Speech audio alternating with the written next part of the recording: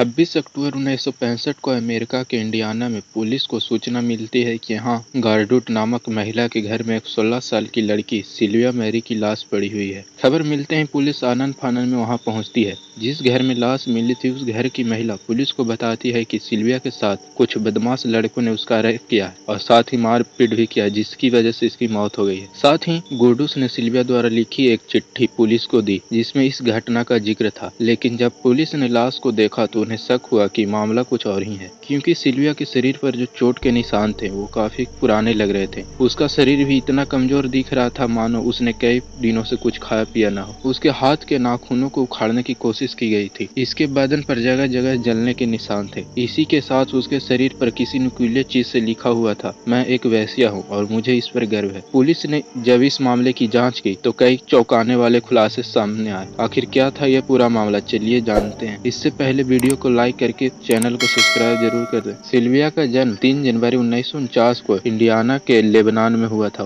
वह गरीब परिवार से ताल्लुकात रखती थी। घर में माता पिता के अलावा सिल्विया के 2 भाई और 2 बहनें थीं। सिल्विया के पिता लेस्टर एक फूड स्टॉल चलाते थे। गरीबी के कारण लेस्टर का अपनी पत्नी एलिजाबेथ से अक्सर झगड़ा होता रहता था। सिल्विया की बड़ी बहन की शादी हो गई थी, जबकि 2 भाई डैनी और विन्नी अपने दादा दादी के साथ रहते थे, जबकि सिल्विया और उसकी छोटी बहन जेनी अपने माता पिता के साथ ही रहती थी। जेनी सिल्विया से छोटी थी और वो हमेशा बीमार रहती थी। अपनी घर को हालत को देखते हुए 15 साल की उम्र से ही सिल्विया अपने जिम्मेदारी निभानी सीख ली थी। छोटी सी उम्र से ही उसने छोटे मोटे काम करके पैसा कमाना शुरू कर देती है। साल 1965 में सिल्विया के पेरेंट्स ने आपसी झगड़ों से तंग आकर तलाक ले लेते हैं, जिसके बाद दोनों बहनें माँ के साथ रहने लगती है। सिल्विया की माँ की आर्थिक स्थिति पहले से ही काफी खराब थी, ऊपर से 2 बेटियों की जिम्मेवारी भी, इसलिए सिल्विया की माँ पैसे कमाने के लिए चोरी करने लगती है। एक बार जब वह चोरी करते हुए पकड़ी जाती है तो उसे जेल हो जाती है। इसके बाद सिल्विया और जेनी बिल्कुल अकेली रह गई, लेकिन उसके पिता को जब यह बात पता चलती है तो उन्हें सोचा कि क्यों न वह अपनी बेटियों की जिम्मेदारी किसी और को सौंप दे और बदले में वह हर हफ्ते उन्हें पैसे दे दिया करेंगे, जो भी दोनों बहनों का देखभाल करेगा। इसके लिए उन्होंने अपने ही पड़ोस में रहने वाली गर्टूट से बात की। गर्टूट एक तलाकशुदा महिला थी जो कि अपने 7 बच्चों के साथ रहती थी। उसकी एक बेटी पौला सिल्विया की क्लासमेट और दोस्त भी थी, इसलिए लेस्टर को लगा कि गार्डुस के पास ही अपनी बेटियों को रखना सही रहेगा, लेकिन उन्हें नहीं पता था कि उसका यह फैसला आगे जाकर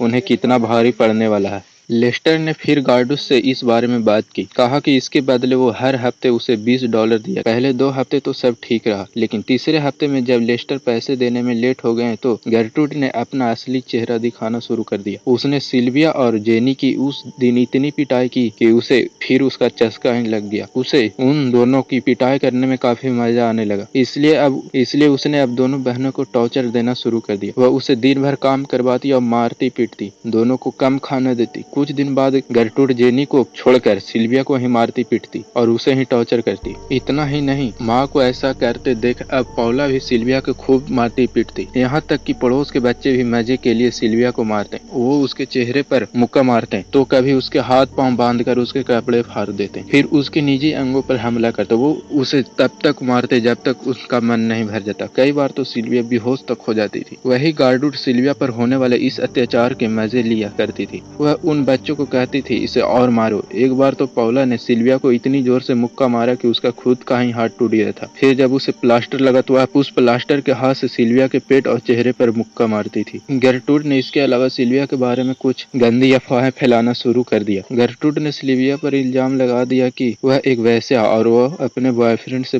प्रेग्नेंट हो गई है। सिल्विया को इस अपराध से शुद्धि दिलाने के नाम पर उसे एक बार नंगा करके खौलते हुए पानी से नहला दिया। फिर इसकी प्राइवेट पार्ट में कांच की बोतल डाल दी और जोर से लात मार दी, जिससे सिल्विया के अंदरूनी अंगों में चोट आ गई। इस कारण सिल्विया के अंदर अपना मल मूत्र तक कंट्रोल करने की क्षमता नहीं रही। नतीजा ये हुआ कि वह बिस्तर पर ही मल मूत्र कर देती थी। इसके बाद भी गर्टूड उससे खूब टॉर्चर करती थी। कुछ समय बाद गर्टूड को लगा कि सिल्विया अब उसके बच्चों के साथ रहने लायक नहीं है, तो गर्टूड ने सिल्विया को बेसमेंट में बांध कर रखना शुरू कर दिया, वो भी बिना कपड़ों के। उस बेसमेंट को सिर्फ तभी खोला जाता था जब गर्टूड या कोई पड़ोसी सिल्विया को पीटना चाहता। गर्टूड ने अपने पड़ोसी रिचर्ड होम की मदद से सुई लेकर सिल्विया के शरीर पर मैं वैश्या हूँ और मुझे इस पर गर्व है लिख दिया। एक दिन मौका पाकर जेनी चोरी छुपे अपनी बहन सिल्विया से मिलने बेसमेंट में जा पहुंची। वहाँ सिल्विया ने उसे कहा, मैं मरने वाली हूँ, मुझे ऐसा लग रहा। जब गार्डूट को इस बात का पता चला तो उसे भी लगा कि शायद इतने टॉर्चर के बाद सच में ही सिल्विया की मौत ना हो जाए। सिल्विया की मौत से इल्जाम से बचने के लिए गार्डूट ने एक प्लान बनाया। उसने फिर सिल्विया से जबरन एक चिट्ठी लिखवाई जिसमें लिखाया कि कुछ बदमाश लड़के ने उसका रेप किया है और उसे खूब मारा पीटा भी है। गार्डूट ने सोचा कि वह सिल्विया को मारकर उसकी लाश जंगल में फेंक देगी, जिसके बाद अगर पुलिस उस तक पहुंचती भी है तो सारा शक उन लड़कों पर होगा जिसके बारे में उसने सिल्विया से चिट्ठी में लिखवाया। सिल्विया को जब इस बात की भनक लगी कि गार्डूट उसे मार देना चाहती है तो उसने बेसमेंट से भागने की कोशिश की, लेकिन वह पकड़ी गई। गार्डूट ने फिर उस पर लोहे की रॉड से जोरदार हमला कर दिया। इससे सिल्विया बेहोश हो गई। फिर उसे वापस बेसमेंट में बांध दिया। बेहोशी की हालत में भी उसे मारपीट की। फिर 26 अक्टूबर 1965 के दिन सिल्विया की मौत हो गई। आज के लिए जब पुलिस वहां पहुंची तो गार्डूट ने उन्हें वही कहानी बताई जो उसने प्लान करके बनाई थी, लेकिन जेनी ने चुपके से एक पुलिस ऑफिसर को कहा कि अंकल प्लीज मुझे यहाँ से बाहर निकालो, मैं आपको सच्चाई बताऊंगी। जेनी ने फिर पुलिस को सारी बातें बता दी, जिसके बाद पुलिस ने गार्डूट, उसकी बेटी पौला और स्टेफनी, छोटा बेटा जॉन, उसके साथ दो पड़ोसियों रिचर्ड और काय हावर्ड को भी सिल्विया के मर्डर के इल्जाम में गिरफ्तार कर लिया गया, जबकि माइक, रैंडी, डार्लिन, जॉर्डी और एना को सिल्विया के चोट पहुंचाने के इल्जाम में गिरफ्तार किया गया। इसके अलावा इसमें कई छोटे बच्चे के नाम भी शामिल थे, लेकिन उसकी उम्र का लिहाजा करते हुए समझा बुझाकर उन्हें छोड़ दिया गया। कोर्ट में गार्डूट ने सिल्विया के सारा मौत का इल्जाम अपने बच्चों और पड़ोसियों पर डाल दिया। 19 मई 1966 के दिन कोर्ट में